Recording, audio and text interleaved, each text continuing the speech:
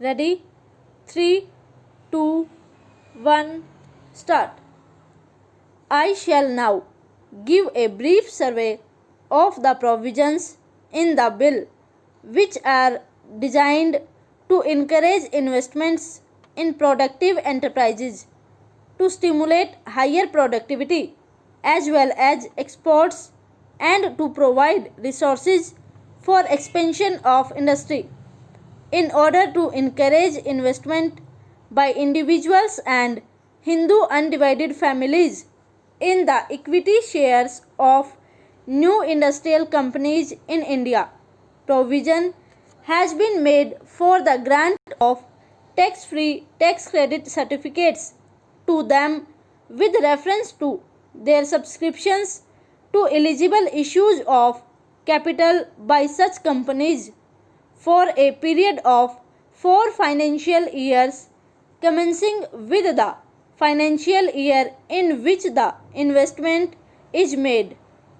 The amount of the tax credit certificates is to be calculated at a slab system of rates and will be limited to rupees 1250 for each financial year on a total investment of rupees 30,000. Under the original provision in the bill, only the first subscriber to eligible issues of capital qualifies for the tax credit certificates. Considering the fact that a substantial part of the capital issues made in recent months has had to be taken up and is still held by financial institutions which underwrote those issues,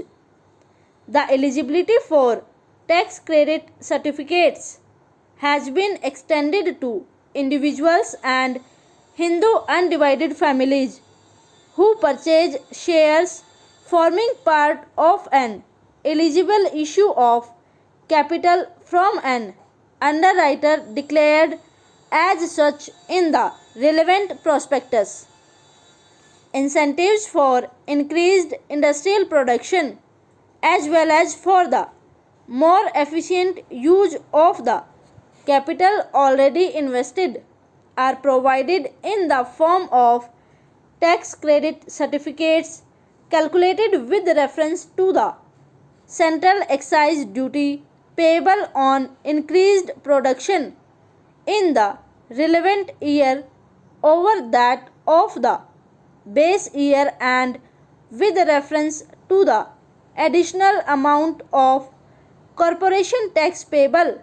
by a company in the relevant year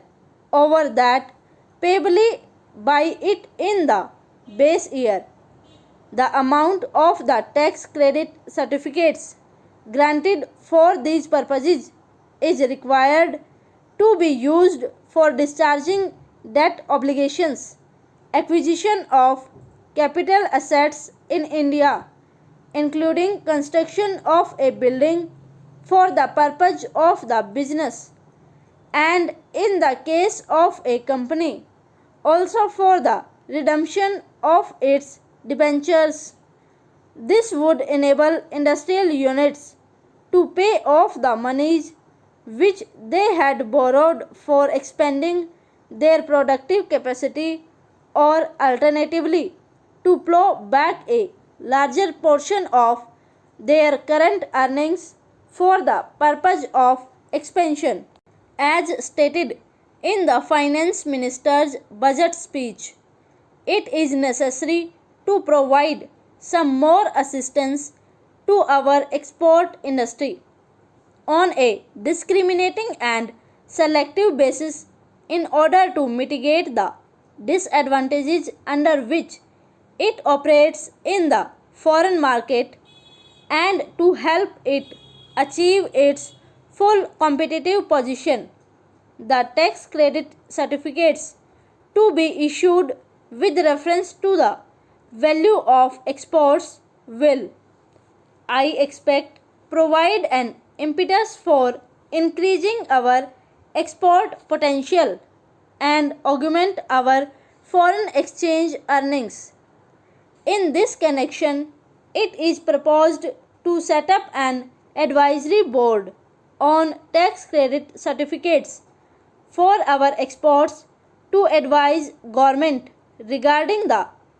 commodities for which the certificates should be granted as also the rates. The board will, wherever necessary, invite the commercial interests concerned to present their views before it.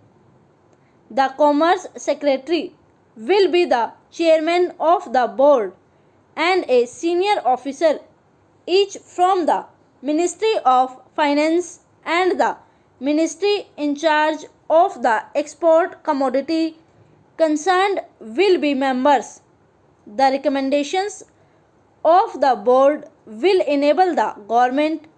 to take informed decisions with regard to the grant of these certificates. The measures for encouraging investment of surplus funds in production channels include a provision for revival in a modified form of the exemption from wealth tax of individuals and Hindu undivided families on the value of their investments in equity shares of industrial companies. The exemption will be available to individuals and Hindu undivided families on the value of any equity shares held by them in an industrial company where such shares form part of the initial issue of equity share capital made by the company after the 31st March 1980 and will extend over a period of 5 successive assessment years, commencing with the assessment year next following the date on which the company commences the operations for which it has been established. Madam, the bill contains a scheme for voluntary disclosure of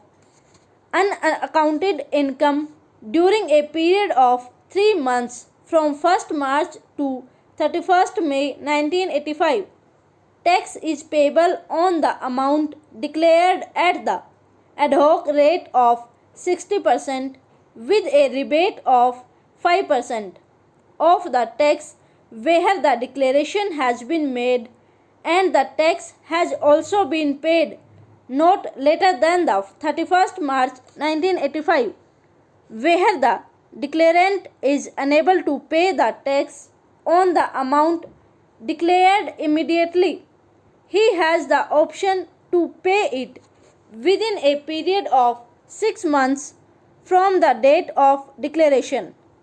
provided he furnishes adequate security in the form of a